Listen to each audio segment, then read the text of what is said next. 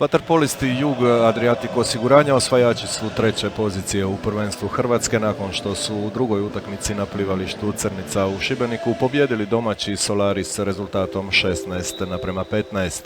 Jugaši su tako treće mjesto u konačnom poretku izborili u dvije utakmice nakon što su, podsjetimo, u prvom dvoboju igranom u Dubrovniku slavili s 11:8.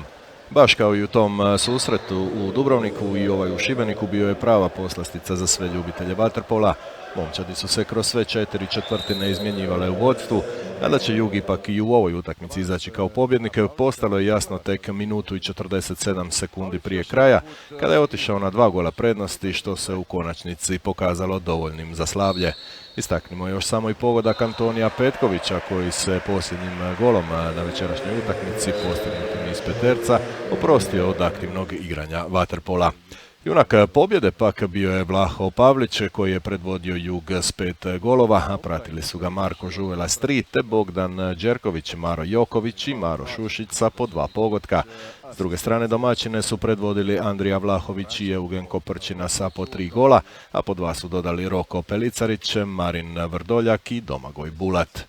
U konačnici Jug nakon osvajanja Kupa Hrvatske i osvojenim trećim mjestom u prvenstvu može biti zadovoljan proteklom sezonom, a ništa manje zadovoljni mogu biti i u Solarisu koji je na kraju sezonu okončao na 4. mjestu uz izboren ostanak u Premier regionalnoj ligi.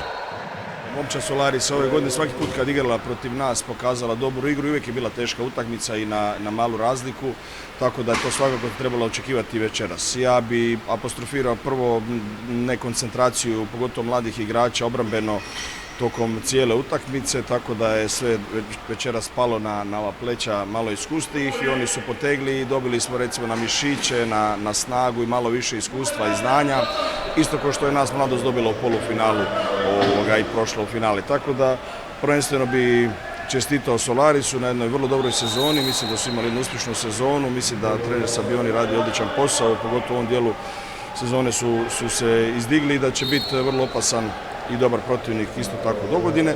Što se tiče nas, ne možemo biti nezadovoljni trećim mjestom jer krenuli smo s pozicije podmlađivanja i jedne momčadi za koju se nije znalo koji su njeni dometi.